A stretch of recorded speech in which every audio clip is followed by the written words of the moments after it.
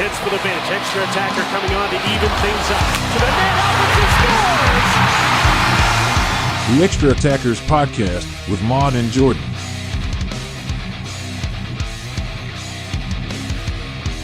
Hello everyone, welcome back to the Extra Attackers Podcast. Maude and Jordan here, back once again during the NHL All-Star break. And despite it being a bit of a break in terms of actual games, we have a crap ton of news that has come out since our last episode, don't we, Jordan?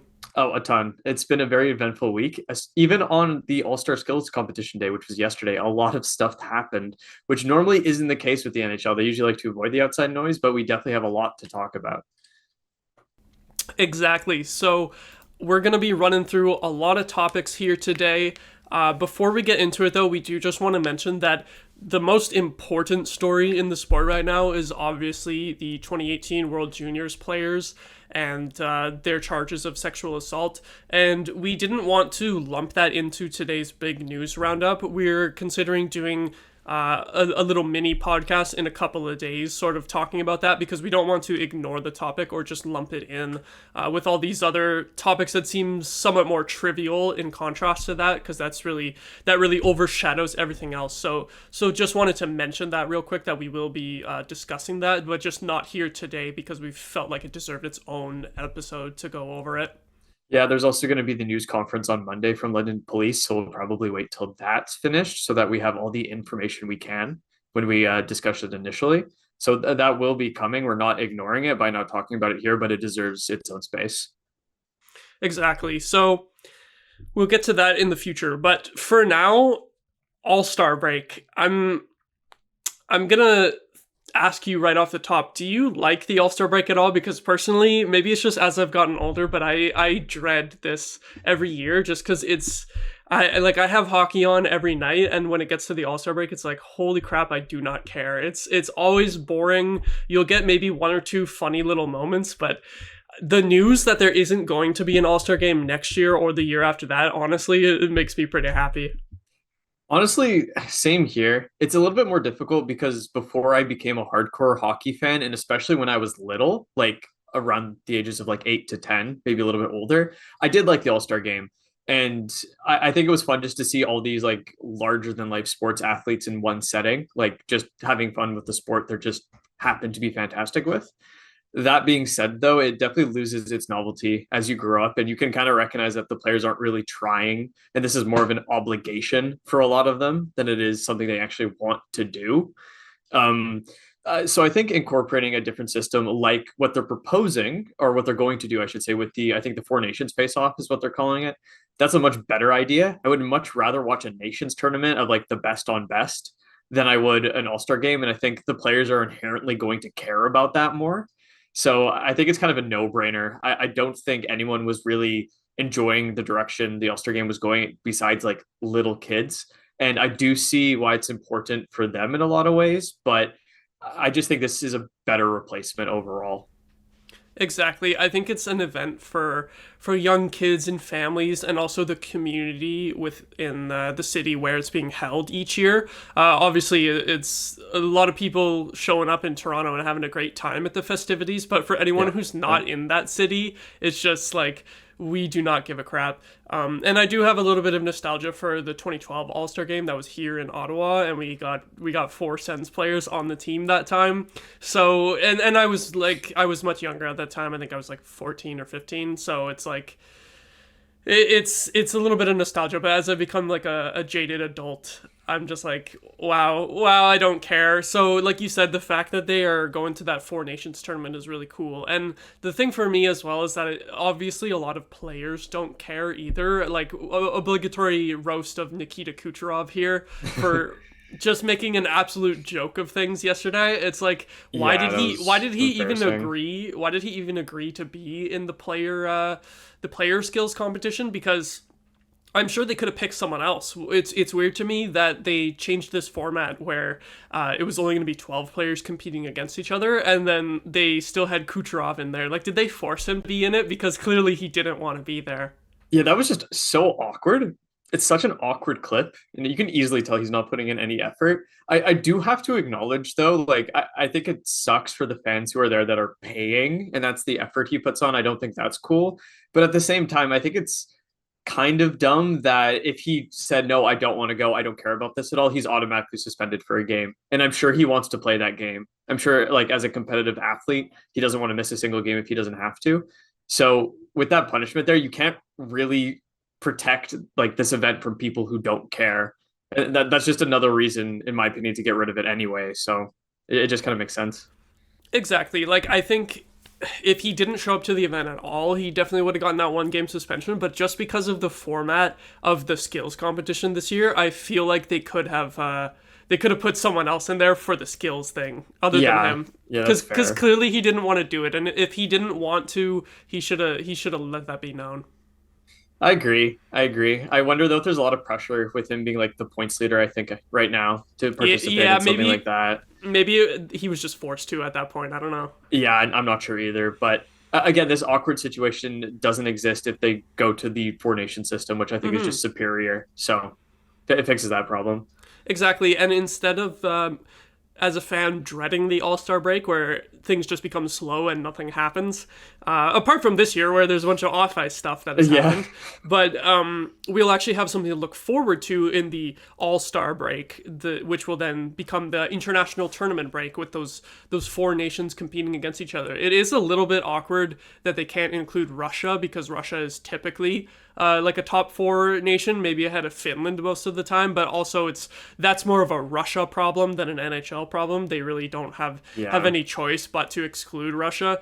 I mean, you could let them in because like none of the games are going to be played in Russia. It's all going to be in North America. So like maybe you could let them in, but I see why they're not going to. So that's kind of funny for Nikita Kucherov. He doesn't want to show up for the All-Star game, and then also he won't get to play in the international tournament next year either, which kind of sucks. But I'm excited because getting to see some Canada versus the US is going to be really cool, especially like we haven't really had it properly for about 10 years now because of the Olympics, the NHL players not going, and the US has gotten a lot better at hockey in the last 10 years. They have some absolute superstars now to the point where like 10 years ago at 2014 Sochi Olympics, it's like, okay, the US is good, but compared to Canada on paper, we still just like steamroll them. But then nowadays, I look at like the projected rosters between the two nations, and it's pretty close between the two. So I'm really excited for that specifically. Yeah, honestly, the US I think has Canada beat on defense and goaltending. To be honest, especially the goaltending. Especially the goaltending. Yeah, Canada's goaltending is weak right now. We need to get another good goalie back into the ranks. But it's going to be exciting because, like you're right, it's going to be much more competitive. And even just as a Canadian, finally being able to see like a team that could be made up of players like McKinnon, McDavid, Crosby. That's insane. Like it's crazy that we haven't seen that yet, and it's super exciting that not only are they doing the Four Nations tournament, but the Olympics is now back for NHL players for 2026 and 2030, which is a great thing to hear. I have a lot of nostalgic memories of watching the Olympics when I was younger, especially the golden goal by Sidney Crosby. I remember watching that. I remember I came to your house like during the third period. Or like during the intermission, and I remember seeing the overtime goal there in your basement. That was a great memory. Yeah, like awesome memory. And it sucks that we haven't able to build more of those for roughly the past 10 years because the NHL hasn't participated. And it's a cool story when we can get those players that normally wouldn't be able to participate in something like this. Like watching them play in the tournaments, like Canadians from other leagues and things like that. It's pretty cool. But honestly, it doesn't replace the best on best product that we can see and have seen with the Olympics before. So I'm so happy that it's back. Mm-hmm. What I'm really excited for on Team Canada specifically for potentially the tournament next year, but also the Olympics after that. It depends on Sidney Crosby and how much longer he can keep up his elite play. But if you will probably get, at least next year, you will get Crosby, McDavid, and Bedard all on the same team, plus Nathan McKinnon, who is also in there as like that's pretty much the four generational centers of the last 20 years. McKinnon, he took a little longer to get there than those other guys did, as just like blowing everyone out of the water right out of the gate, but he now at his peak is definitely on that level. So you get all four of those guys on one team. I'm excited to see that too, especially the grizzled veteran at this point in Crosby getting to lead the way with the young stars like Bedard. I think that's gonna be really cool. And like even Crosby and McKinnon as a pairing, they're both from the East Coast. I don't think they've gotten to play together internationally at all, have they? Because I don't think so. 2014 Sochi, I think McKinnon probably wasn't on the radar for that team quite yet. No, I don't think so. I don't remember being on that team. Mm-hmm. Oh, and even remember when they did World Cup of Hockey in 2016? I think McKinnon might have been on that like Team North America, wasn't he? Oh yeah, he could have been because that was a bunch of like younger players, right? Exactly. I know McDavid and Matthews were on that one. Yeah, I was gonna say those players. I don't even know if McKinnon and Crosby have gotten to play together yet. They're always together in those Tim Hortons ad and stuff, and I'm pretty sure they're good buddies. So stuff like that is just cool. I want to see those cool stories, and we just haven't gotten that with the NHL players not going to the Olympics for 10 years. So super glad that that's going to be back. It's a long time coming, so it's the right call by the NHL, and hopefully it goes off way better than anyone's even thinking at this point, so it becomes the new norm. Mm-hmm. Exactly. And any last notes on the All-Star game here before we move on? I feel like the only other interesting thing for me that's happened so far was Michael Bublé admitting to being on shrooms the whole time, which was really funny. That was an amazing interview. It was hilarious. I don't listen to Michael Bublé's music, but he seems like such a funny guy. Yeah, exactly. My mama went to one of his concerts too, and she was saying like in Ottawa, and he was like wearing a Sens jersey and all that, and talking about how the team was doing and giving them a little bit of shit, which was kind of funny. Yeah, they probably deserved it. Definitely deserved it. So he seems like a really funny guy, and he actually seems to care about the sport, which I respect. So that was all time for sure, and just infinitely more respect for him after that. Not gonna lie. Yeah, especially since it's tough for the NHL to get like big celebrities as like these celebrity captains. Michael Bublé has kind of been like the default celebrity for the NHL, and especially in Canada for the past like 10 years, I feel like. It's true. Like besides that, you have Justin Bieber, I guess. Yeah, it's him, Bieber, and Will Arnett have been like the That's guys. True, those three have been the celebrity hockey fans for like I said, for like the last 10 years. And then Tate McRae is the new one. Finally, a new celebrity coming up who is interested in hockey a little bit. So that's cool to see her as well. A new star that already has some popularity could maybe bring in some new fans. That would be really cool. I have to admit, I had no idea who Tate McRae was. Me neither. It's like, oh, cool though. If I think she's probably like attached to a younger audience, so that's a great way to get them invested in the sport. So exactly. I think I heard about her before the All-Star announcement just because of the connection to Cole Sillinger. If you heard about that at all. Oh, I think I briefly heard about it. Like it's on the tip of my tongue. Yeah. Apparently he was dating her and then cheated on her, and then she did like the Taylor Swift thing in her music where it's like, oh, write the music about the breakups and stuff. And she did like a whole media tour. I think her album cover she was like wearing goalie pads, and she did like a music video in like a hockey rink and hockey gear and stuff like that. So it was like all the subliminal disses at him for that. So I think it's very funny that Tate McRae got to be an NHL All-Star before Cole Sillinger. So she got the last laugh on him in the end. That's so funny. Could you imagine if he was an All-Star? That would be so awkward. That'd be amazing. If he was an All-Star level player and got selected for the Blue Jackets. Oh my God, that would have been like legendary. That would have been all time right there. Could you imagine if her co-captain was oblivious too and like picked him or something? Yeah, picks him to the team. Oh my God.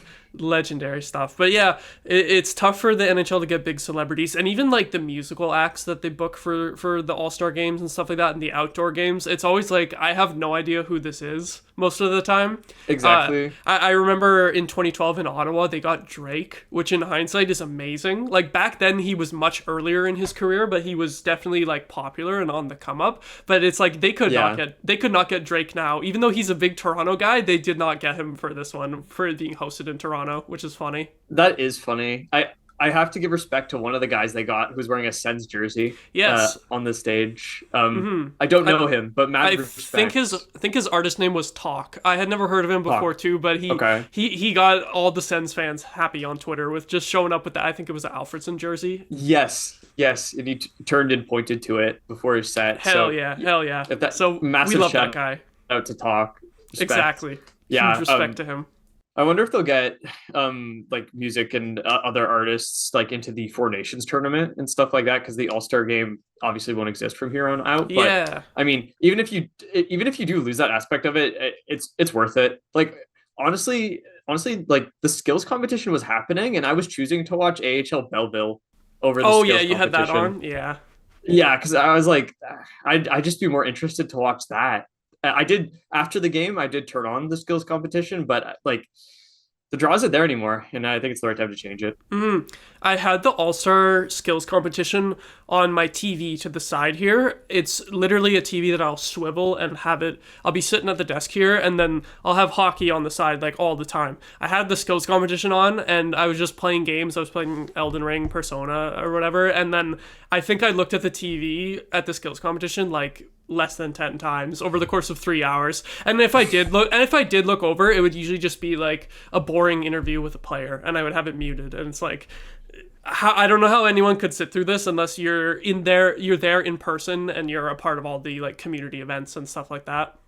Yeah, no, I feel very much the same way. I was not checking it out when it was on my second screen either. I was busy like doing other things, so definitely That's not the an thing. attention grabber anymore. That's the thing, is that it's a second screen event, whereas the Four Nations tournament is going to be like a primary screen event where you actually Exactly. sit down with a beer and some popcorn, and you're like, all right, this is going to be hype. I agree completely. It doesn't really draw your attention anymore. And I mean, again, that's the reason to stop it, to switch away from it. So RAP, the All-Star tournament or the All-Star game. It was cool while it lasted. And initially, I'm sure it was much more of a spectacle. And I will never forget the John Scott, I think 2016 Oh All-Star yeah, game. that was legendary. That was legendary. That was incredible, but that's a lightning in the bottle moment. If you did it again, it would seem very much like you're trying to replicate that. So, And the NHL would there's totally block it. They tried to block it last oh time, yeah, and they that's didn't true. get away That's with true. it. They would try to totally just snuff it out again. I also think it's funny that they had to put $1 million on the line to get the players to actually care about the skills competition.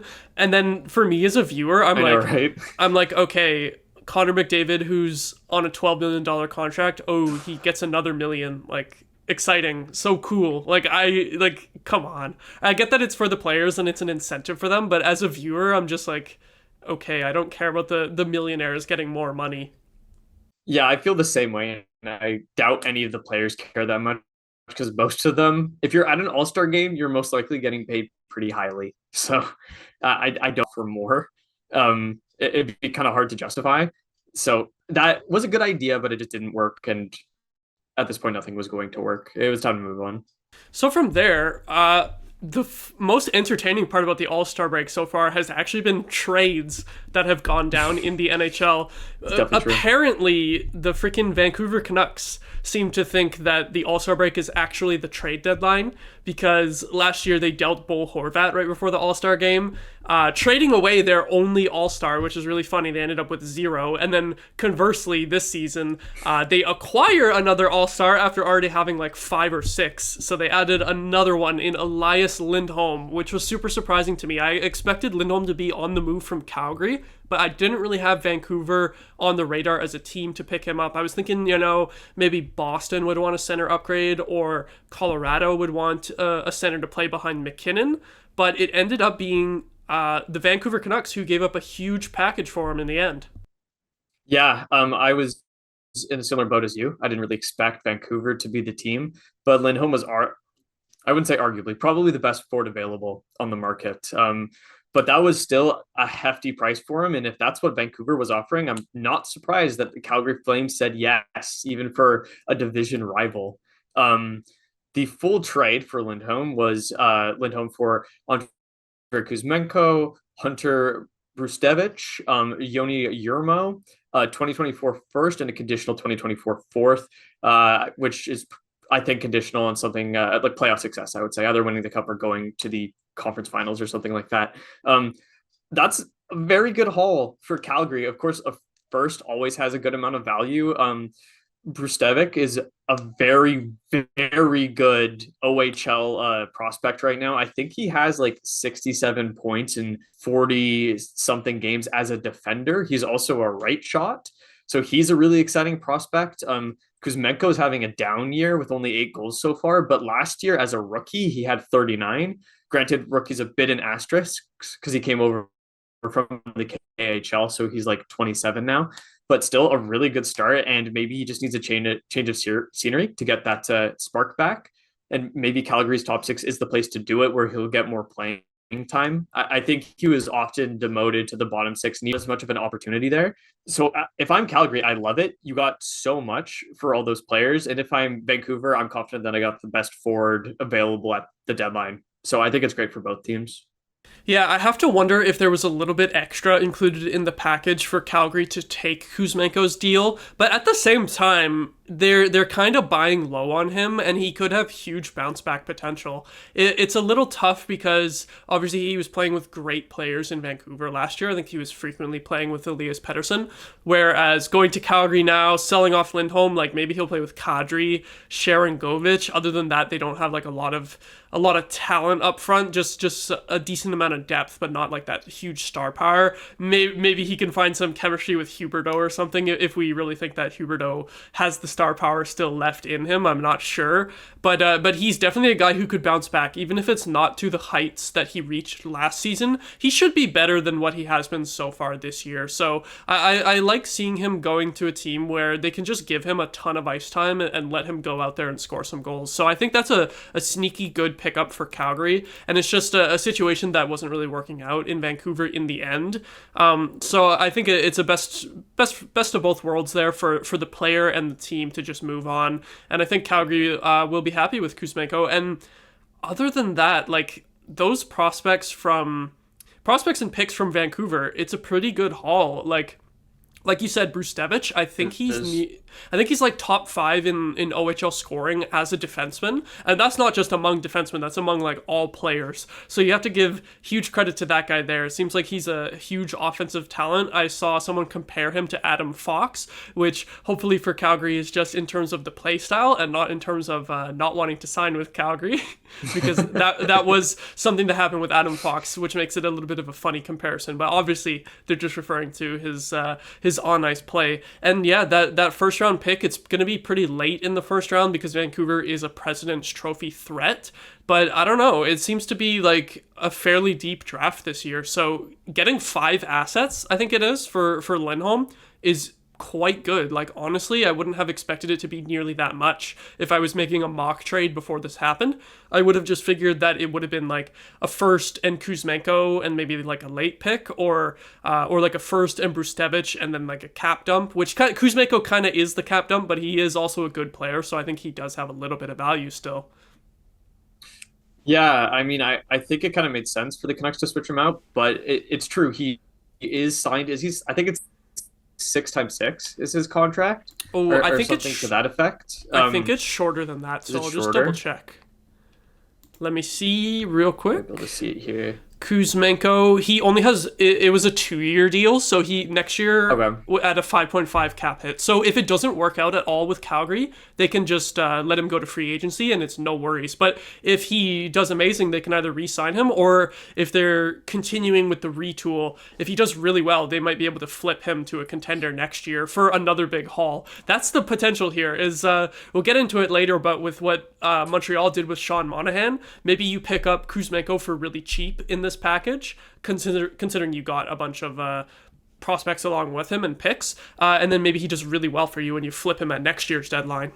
That's a good point. He's far less of a risk than I would have thought on a longer term deal. Like only 2 years, that's not really tough to swallow. So I'd like to think that his contract wasn't too much of a value adder to this trade for Calgary. And honestly, like it seems like the market is just kind of high this year for the sellers. Mm-hmm. It seems like the talent is a little bit thin around the league with the players who are still available to be acquired at this point. So I guess we'll see what happens with the actual deadline, of course, but it's seeming like buyers are going to have to pay a lot, just based off this trade and the next one we'll talk about, because Calgary did get a lot. Granted, like again, Lindholm is probably the only like first line level player that's really available around this trade deadline, which definitely spikes his value.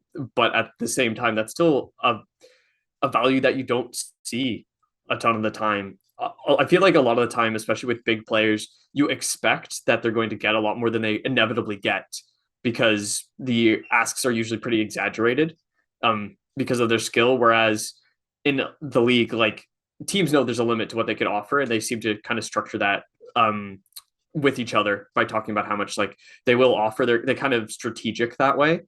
So you can see deals like Taylor Hall's several trades where each time I thought that they basically gave up like very little to acquire him.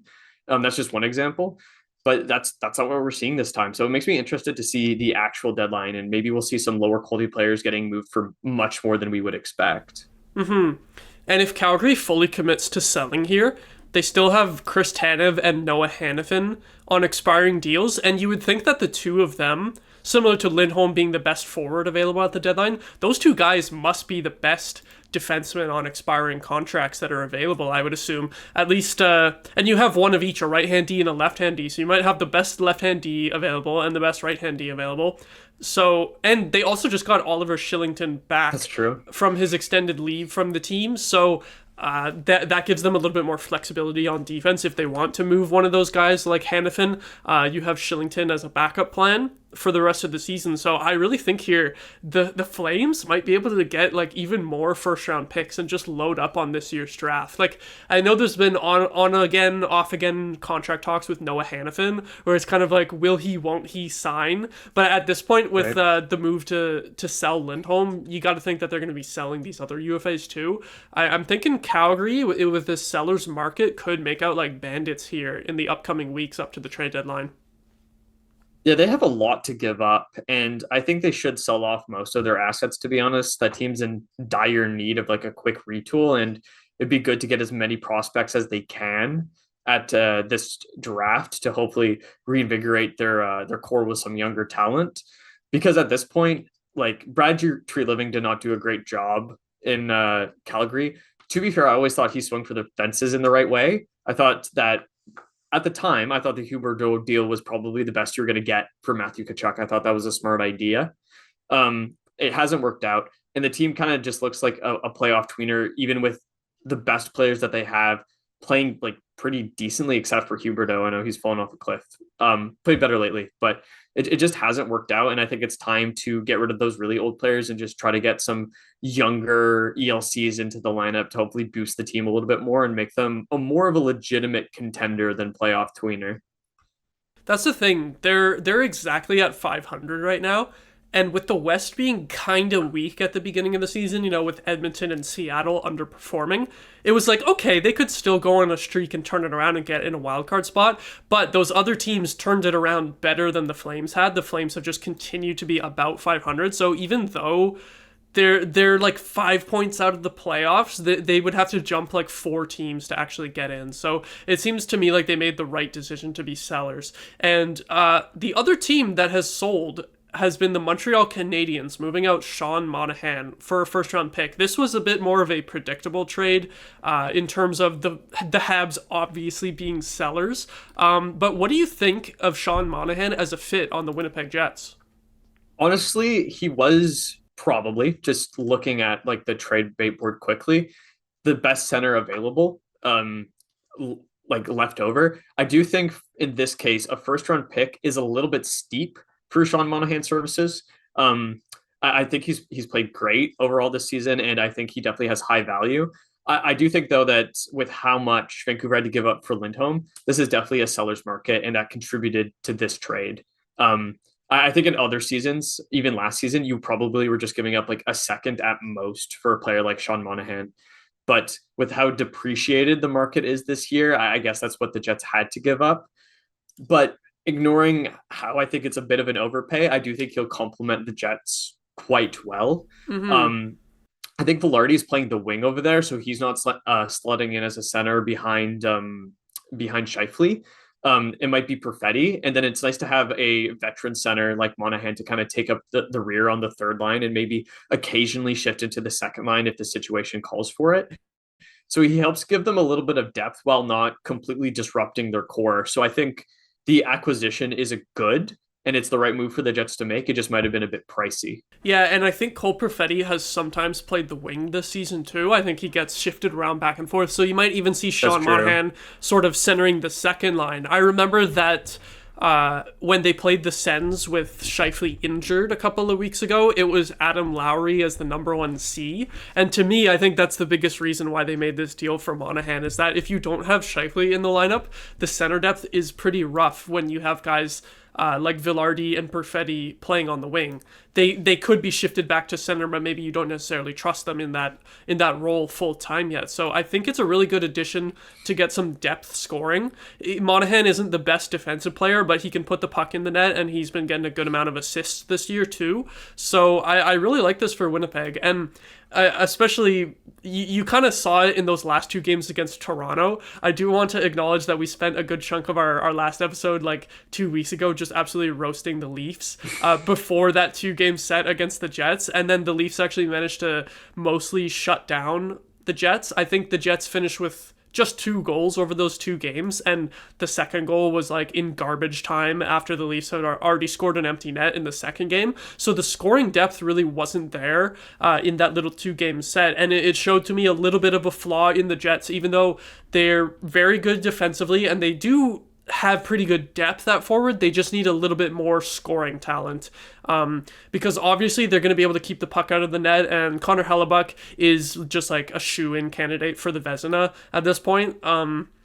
They just need a little bit of that scoring help, and I think this trade is perfect for that. Like you said, a first might be a little bit steep. A second, I think in a year where it's more of a buyer's market, could have been possible, but in this market, definitely not. And especially with Monahan being on such a cheap cap hit of less than $2 million, I think that raised the cost as well, because the Habs didn't really have to do any work to make him fit into anyone's cap situation. They didn't have to take any cap dumps back or retain any salary. It's a very good value contract for the rest of the year. So I think that raised his price too. Yeah, no, that's a very good point. And honestly, seeing the prices that these players are going at is making me wonder if it'd be a good idea for a team like the Sens to move on from someone like Tarasenko, because at this point, Tarasenko does have a 10-team no movement clause, which does make it a little bit more complicated. So he gets to kind of decide where he gets to go, I think. But if you look at the trade bait board, besides players like maybe Tanev and like, I don't know, if you count Chikrin as being part of like a player who could get traded, and also like Jake Gensel potentially, even though I think there's a chance he does resign in Pittsburgh, and I think they might keep him anyway through the trade deadline. It's arguable to say that Tarasenko is the best player still available potentially for other teams still looking. So I do wonder if you kind of look into that with how strong the market's been with other selling teams, just to see maybe you could get a first and more potentially. So it's going to be an interesting trade line for that, because I wonder how many inflated trades we're going to see. Mm-hmm. And I think Tarasenko did return a first last year from the Rangers to the Blues, if I remember correctly. He did, and plus Sammy Blais. Yeah, and Tarasenko is scoring at a rate that is at least as good as what he had for the Blues last season. I think it might be a little better, actually, because it was a bit of a down year for him last year. He doesn't score like 30, 35 goals anymore, but he still gets assists, and he's still a really good contributor. So I think he's clearly still on the same level as last year. So as long as there's interested teams, I think we'll get a first-round pick back for him too. Yeah, that's what I would see. So I guess we'll see based on what else happens before the deadline.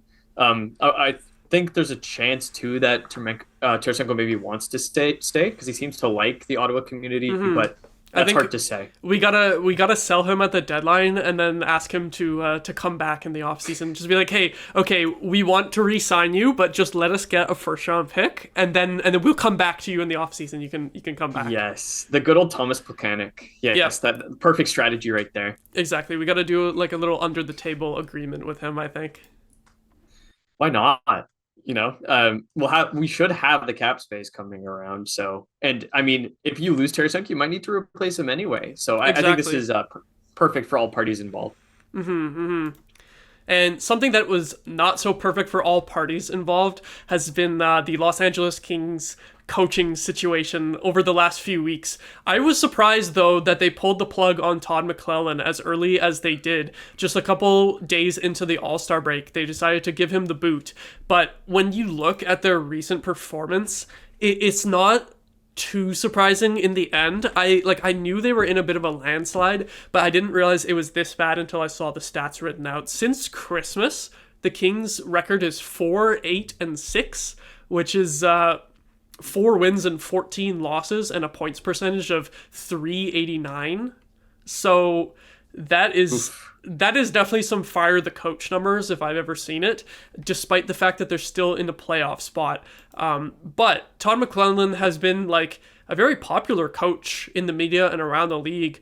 And just last year, he was, I don't know if he got nominated for the Jack Adams, but he was definitely in the mix in terms of getting that Kings team to the playoffs when people didn't necessarily expect it. And then the expectations going into this year was that they'd just be able to repeat it. And it seemed like with a really hot start that they were going to be one of the top dogs in the West, but it's totally fallen off. And I'm shocked that it's played out this way. Yeah, so like after a coach usually gets fired, I usually go on Twitter just to check the tweets from the fans of that team to kind of get a sense of what the thoughts are from the fan base. And albeit I didn't do a ton of investigation into this one, but it seemed like most fans were kind of split. On the one hand, they understood with the record that was pretty much in free fall that there kind of had to be something to change. On the other hand, though, there are other fans saying that, well, in the first half, Tom McLennan got very good goaltending from Cam Talbot. That's fallen off a cliff as of late. Cam Talbot has been pretty bad. That's going to affect things. And also, there's the Pierre-Elliott Dubois trade. He has been horrible so far. He's, I think, about at half a point a game clip. Man, it might not even be that high. It might not even be that high. I'm going to double check. Let's see the current Dubois update. Yeah, less than half. He has 20 points in 48 games, and he's a -16. Yeah, that's awful. Horrendous. I think Velarde in less games has way more points, too. Definitely. At this point in time. And it was Velarde plus to get Dubois out of Winnipeg. So he has not been performing. He's been on the fourth line a few times as well. So a lot of people are also calling to question Rob Blake's roster construction. Yep, definitely. Because it seems like he prioritized the wrong areas. They needed depth elsewhere. And they instead did the big flashy trade for Dubois. And I'll be completely honest, there is some bias here in that I've never really liked Dubois after his initial stint in Columbus. He's always seemed kind of like a whiny player to me. Who will only perform well if the situation's perfect and doesn't seem to be really committed to anything unless it's perfect for him. And I fully understand that these are players, these are people, and they should get to decide where they want to play and how much money they make. Like if they want more, they should go for it. But there's something to be said about professionalism and body language when you're in an environment you don't want to be. And Dubois has always kind of shown like more of a lackadaisical attitude when something hasn't been important to him. And he's also been through a lot of coaches, admittedly so far too. So I just don't think it was the smartest move for the Kings to make. And at this point, it's looking like a pretty aggressive overpay. I think Lafalo, who is like a bottom six player, is also tied with points with him as well, which is crazy. Yep. So yeah, it's not going well for the Kings. And I don't know if firing McLennan was the right move, but I guess something needed to happen. But I agree with you that I was surprised at the timing. Dubois is a player that I really loved in his first couple of years with Columbus. Looked to me like he had that number 1 C potential. As a prospect, it's kind of funny. Like I would kind of compare him to what we see in Quinton Byfield. But you would hope that Quinton Byfield turns out much better than Dubois has. Thing is, though, I think in hindsight, Dubois was heavily carried by Artemi Panarin in Columbus, and then in Winnipeg, I think he was also heavily carried by like Blake Wheeler, Nikolai Ehlers, Kyle Connor, whichever wingers he was playing the most with. He was frequently playing with some combination of those guys and surrounded with top talent. And then on the Kings, yeah, they have some good wingers, but he's not even producing enough to like warrant the ice time to be playing with their top wingers. He's often been on the third line with like rookies and bottom six forwards, and he can't carry the line on his own when he's on a line like that. But the thing is, he's not earning any more ice time, so why the hell are you going to move him up the lineup to play with anyone better at that point? And like you said, with the attitude and the body language, we've seen how he acts when he wants out or he doesn't like the current situation that he's in. And it seemed that, if you get him into a situation that he really likes, he signs long-term in LA, it's just like, oh, he'll probably be happy now and he'll put in a lot of effort. It seems to me that even now he's in a comfortable place and he still doesn't want to put in that effort because now it's like, oh, I got this big money contract and now I don't have to play for anything. I don't have to play for that big contract anymore. And he's just like, he's comfortable, right? Yeah, that's what it really comes off as. And he should be playing better if he's comfortable. Granted, like I do think he was kind of overvalued just because he was a big center for so long. Exactly. Honestly, like 8.5 million for someone who has a career high, I think like 62 points. That's not a good idea. I understand that the cap is moving up and $8 million contracts will probably be like second line players in the not too distant future. But at the same time, like it was a little bit too much to give to him initially without seeing anything and seeing how he's acted in these other places. I wouldn't have wanted to give up that money. And like, if he settles in like this, that's just a bad contract. Like if he's like a 50-point player, that's hard to justify for 8.5 million for the next 7 years. So I can get the criticisms behind the move. I can get the criticisms behind Rob Blake. So like in that sense, I kind of wonder if McLennan was really the true problem here. Yeah. Or if it was more just the way the team was made. I feel bad for McLennan for having to deal with Dubois because if he just still had Vilardi and Iafallo like he did last season, you wouldn't have this drama and Vilardi would be able to produce as much, if not more, like he currently is than Dubois, and you would have the extra added depth of Iafallo. So Rob Blake definitely has to take a lot of heat here too. And I also have to call out the fact that the Kings are spending less than $2 million on their goaltending. Obviously, the hot streak of Cam Talbot was what kind of carried them through the first half of the season. But since he's fallen off a cliff and kind of back down to the level that you expect of him, where he's inconsistent, like in the summer, I was like, what the hell are they doing with their goaltending? Like Talbot can be okay, but Copley is not very good. He's been mostly a career AHLer. And then David Riddick has come up and done okay, but he's not the guy who's going to steal you games. The cap management on the Kings to spend absolutely no money on their goaltending, I think, is looking really stupid right now.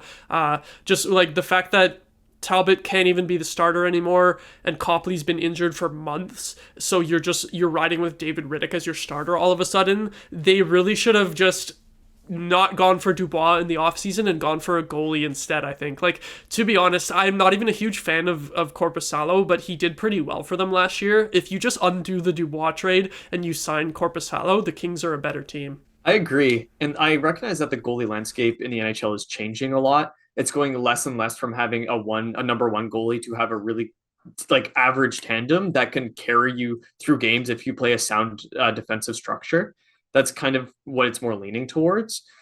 But at the same time, I can understand even why a team like Ottawa gave Korpisalo the contract he did. I don't think it justifies it completely because it's a bad contract at this point, and he has to perform better to make it justifiable. But when you're lost without a goalie, we keep seeing the same theme happen where you can get buoyed by decent goaltending for a while, but when that gives out, you're going to suffer. Like a similar thing happened in Buffalo with Devin Levi essentially being handed the starter position as a rookie, and they didn't really have a backup plan. So they've suffered from pretty inconsistent goaltending because of that. And it was kind of the same in LA, where they just kind of picked up Talbot, who had a super inconsistent year in Ottawa last year, where he was injured a bunch. And they gave him a lot of responsibility essentially to carry the team. And while initially that looked like it was working out, he's also pretty old at this point. So I'm not surprised that he just got kind of tired and lost that momentum. It really seems like it would have been helpful to invest more in that position to give a little bit more certainty to how that would evolve over the course of the season. So yeah, it's just another like misstep in goaltending, and we're seeing how other teams are making the same mistake. And it's like surprising that they didn't look more into getting that position to a better place over the offseason instead of spending all that money on Dubois. Exactly, and my thing with Korpisalo is that he's a bad fit for where the Sens are right now because he's not the type of goalie that's going to steal you games if you allow 30-plus shots and lots of scoring chances against. He's going to get shelled if that's the case, but if you're a more defensive team like the Kings that can limit defensive opportunities, you can win with him. He might let in like a couple softies, but you can still win, and we're even seeing it a little bit in the last few weeks that Korpisalo on the Sens has looked a little bit better just because the Sens have played way better defensively, and then all of a sudden you're like, oh, this guy isn't as much as a problem as it seemed like. So I feel like if the Kings did keep him, they would have been okay, and hell, you maybe even could have still squeezed in Cam Talbot as a backup option because he's only making $1 million. If you don't make that big money move for Dubois, you could actually have two decent goalies as opposed to just having Talbot and then two AHL guys, which is the current situation. And the thing is, like, even if they're going to try to bring in a goalie at the deadline, they're not going to have any cap space at this point. Like, I'm looking at Cap Friendly right now, and they have $2,000 of cap space. So you're gonna have to move someone off of your roster or hope that someone gets an injury just long enough that you can LTIR them to the playoffs. So I don't know what the hell this team is gonna do to try to shore up that goalie position. I don't think you're gonna make the playoffs with David Riddick as your starter. Maybe if Cam Talbot bounces back and can get back to at least, half of what he was doing in the first half of the season in terms of save percentage, then you have a chance. But it's not looking good from a roster building perspective. I think they might get a new coach bump, but to be honest, I'd be looking at the Kings to miss the playoffs right now. Yeah, I'm feeling similarly. And looking at how Rob Blake had issues with really building up this team over the offseason, I'd be kind of a little worried to see where he goes with the trade deadline. Because the Kings are not supposed to be here. They're supposed to be better. They're supposed to be a surefire playoff team at this point, with those years that they were rebuilding. So I think there's going to be pressure on Rob Blake to orchestrate something. And because of that pressure, it wouldn't surprise me if it's a situation where people think he either paid a little bit too much or it might not be the right fit. It might just trying to throw whatever they can at the wall just to see what sticks. But we'll see. But if I'm a Kings fan, I might be a little bit disheartened by the ongoings the last couple of weeks. That's the thing, is that this team should be top 3 in their division. It's just the way that the GM built the team hasn't quite worked out. It could have worked out, but it hasn't, and it was risky. So it's not too much of a surprise to me in the end that it hasn't worked out. And they could turn it around, just like we were roasting the Leafs last week, and then they had 2 awesome games against the Jets. The Kings could come back from the All-Star break and just go on a winning streak, but I don't know at this point. You definitely have to start to question the roster building, and I think the coach was a little bit of a scapegoat in this situation. I will say one more thing on the goaltending is that they do have a pretty good prospect in the minors, Eric Portillo, 23-year-old goalie who just came out of the University of Michigan last year, and he does have a .917 save percentage in 21 games for their AHL team. So I do think that he's probably their goalie of the future, and they're probably just sort of sheltering him in the AHL right now. And, they called up David Riddick instead because they don't want to rush the kid. He's only played 21 pro games so far, but he's probably their guy they're looking at for the future. So that's why they probably went with the cheap stopgap goaltending, but it's kind of backfired. I feel like they need to get like Sam Montembeault or Jake Allen out of Montreal or something like that, because they're not super expensive in terms of cap hit. They got to do something if they want to make the playoffs, I think. I think so too. Looking at the market though, how much is that something going to cost? Especially with all the teams that need goalie help. Like Carolina needs a goalie too. If there is many goalies, there's not going to be very many goalies available, but whoever there is, it's probably going to be like insane bidding wars for them, right? Like exactly, because I would think like I think Montembeault probably stays in Montreal because he signed the extension He did, yeah. recently. So if they So were to trade him, it would cost a lot because of the extension. it would have to. So I think Jake Allen's probably more likely to get moved. But besides Jake Allen, who really is there? I'm trying to check I on can't Cap really Friendly. think of anyone. I'm trying to see who is an upcoming UFA. Ooh. I guess Markstrom technically could be an option. He could get sold Markstrom, off, even though he's not going to be a UFA. that's true. And That's dude. That's $6 million of cap hit. So the Kings are not fitting that in. that's true. That would Allen is probably the option that makes the most sense, but he's still being paid 4 mil. Yeah, Fleury, I guess, could get Fleury. moved, but he's also making 3.5. Gibson is in a similar situation where he's making 6, so that's not going to work. And those are like the top options. Maybe like who's San Jose's goalie again? Is it Kakinen? Well, there's Kakinen and Blackwood. Maybe they would sell high on one of them. Okay, because I think Blackwood has another year on his contract. So yeah, Kakinen is a UFA, although he's being paid about 3 mil. So again, that's something you'd have to work in. And he is a goalie for San Jose. Granted, his numbers are not that bad. He's got a 901, which might be legitimately impressive. That's impressive for that team. on the Sharks. Yep. Yeah, so he might be an option, but these are all options where they'd have to move something out to get the money to acquire these goaltenders. In pretty much every situation. And most of those goalies, like besides maybe Markstrom and maybe Allen, are a pretty fringe quality. So it's not necessarily a long-term fix. It'd just be like, okay, let's just see what happens with this guy. Exactly. Anyone looking for goaltending, Fleury is the best option, and even then, he's not looking great this year. You're just hoping that he can, find the fountain of youth and do what he did in his first year in Vegas and backstop you to a long playoff run just off of a bit of luck and rekindling his prime play. Other than that, like it's rough for the goalies. I'm still scrolling through this list here.